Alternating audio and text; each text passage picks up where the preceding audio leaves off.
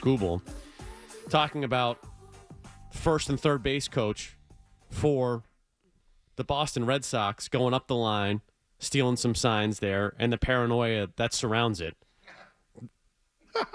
Lean into it if you're the Red Sox. Absolutely. Lean into it. It's a joke. He even mentions it. He says, you know what? It's one of those things where you're paranoid about it, and now it feels like they're also pretending that they have signs, and now you're paranoid because you think they have signs when really they don't. And again, I think that goes to the lack of focus that you have with the Boston Red Sox.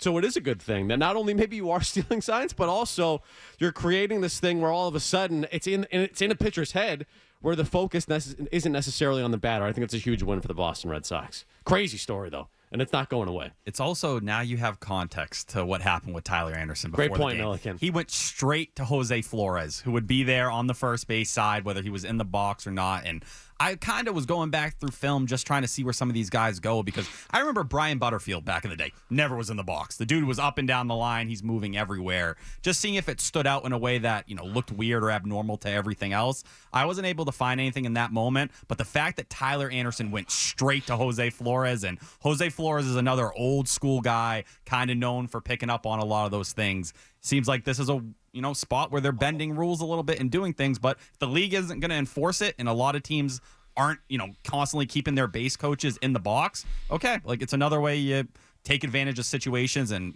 take inches when you can. Yeah, it's a good point that it's going to be in their heads now, and this is something the Red Sox are going to have the rest of the year. I mean, you look at what happened last night, right? They lit Neris up again. You don't think that's in the back of his head somewhere? What happened last time?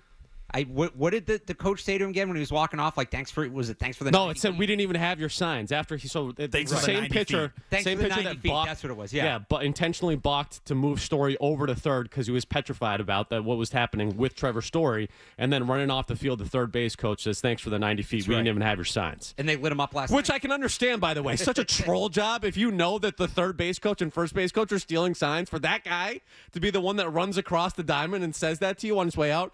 F you, buddy. That I 100% get it. It's a game where the team cheated and the opposing manager cheated and was on that team. Yeah, right? It is So what it connect is. those You gotta dots. deal with those type of games. It's funny. Funny. 100%. It's a good get, though. It's a good get. 617-779-0985. Nick is in Providence, wants to talk Red Sox. Nick, what's on your What's up, mind? Nick? What's up, guys? So this game is and has always been a chess match between a pitcher and a hitter. Stuff isn't enough at this level. These guys can all hit 100 miles an hour. They can all hit the breaking stuff. And what they faced last night, what Crochet faced last night, was a baseball team that makes adjustments in game. Crochet wasn't bad. Crochet was all over the strike zone. Crochet's sweeper was freaking nasty and was pumping basically 100. But you know what else Crochet was doing? He was throwing strikes early in the count. So what did Houston do? They started getting aggressive. They swung early in the count. 4 of the 7 hits Crochet gave up yesterday were in the first 2 pitches of the at-bats. They changed the approach because the first 2 innings, as Milliken, you pointed out, he was mowing guys because they were getting patient. They were letting him come. They were down 0-2, 1-2, and then they were screwed. They changed the approach. That's what a good baseball team looks like. That's what this baseball team needs to do when they find themselves facing a good pitcher who's taking advantage of them. I will say Crochet's fastball, while the velocity was up a tick, he didn't have a single whiff on it yesterday. So not a single guy swung and missed on it. So that is not very Garrett Crochet, who we've seen rack up, 10-plus whiffs on the pitch before. He wasn't super confident in it for some reason, whether he just wasn't feeling it against the Astros, but he wasn't able to miss bats with that pitch. And you take away your best pitch, it is going to kind of amplify not only the arsenal you're using, but how effective you are. Do you think that could be a mental thing just because he knows he's over that innings number now? To me, I think he was just trying to get a little too creative with it. He knew this lineup mashes lefty. Overthought it. And you stick with the same approach the first time through the order, and then you try to do it second and third. That doesn't make sense to me when you often change it after the first time through. You're usually so fastball heavy, and then you bring the breaking stuff. To expect to go through an offense like Houston, which is at a different level now. You see with a guy like Carlos Correa. Crazy what you can do at the trade deadline and improve your team. Ramon Urias as well. What that can do for you.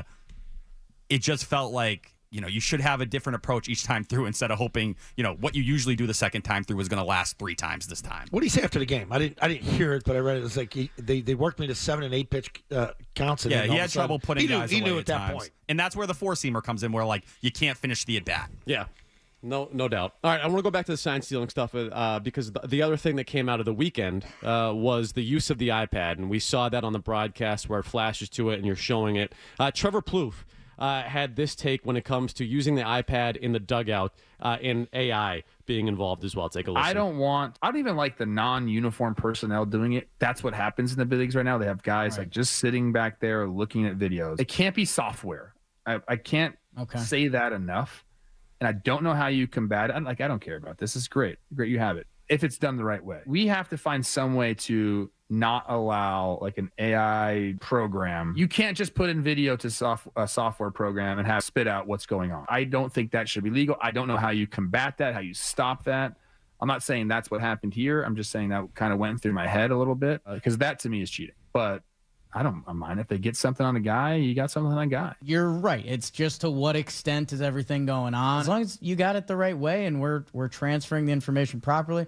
There's a little bit of old in me that's like iPads in the dugout. Do we need that? But again, it's kind of helping hitters, and I think more hitting is good. So I don't know. They've limited a ton of what you can have on those iPads. Right. I didn't know you were allowed to have like that. It's kind of cool when a pinch hitter's coming in the game and they were looking at the reliever stuff on the iPad. Like, I kind of think that's cool. I would have loved that.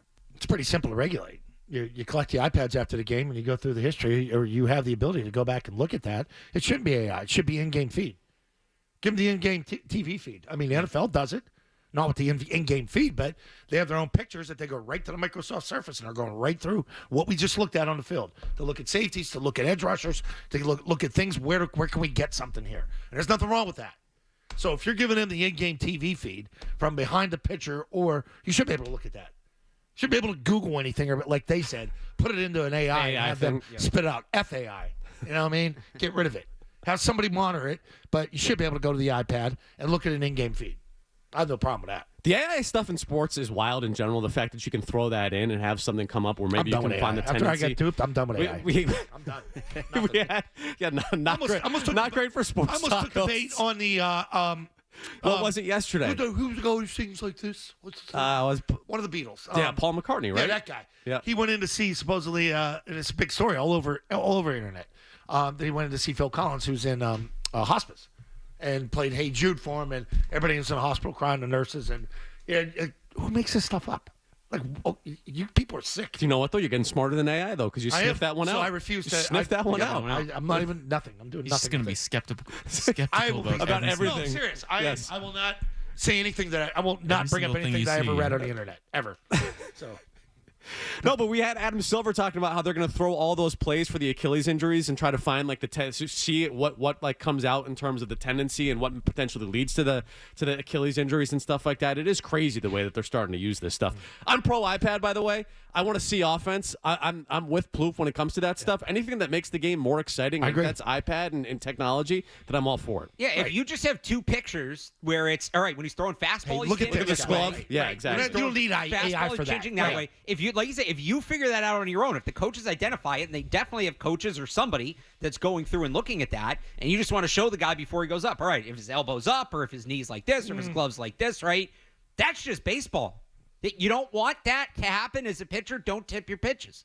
Like, I think that's I just think that's good coaching. That's all that is. And if you're talking pitching and the gap between that and hitting, it's a conversation we've been having every year about how much hitters are behind pitchers and how much they've evolved over the last 10 years or so. This is a way where you close the distance in a little bit, and it still feels like pitchers are so far ahead. Yeah. But this is the middle ground. This is trying to find a way for them to adapt on the go. I don't know how you're upset. Even what they did when they got caught in San Diego on the iPad, it was from games before. It wasn't the same jersey he was wearing in that game. So this was all stuff that was preloaded before. It's just putting the time in. Credit to the coaching staff for doing that. I know Beatles Pro bring steroids back and allow hitters to use steroids. I feel like this is at least a middle ground here where at least you can give some sort of advantage to hitters. And No steroids, just iPads. Yeah, exactly. The iPad could potentially be it.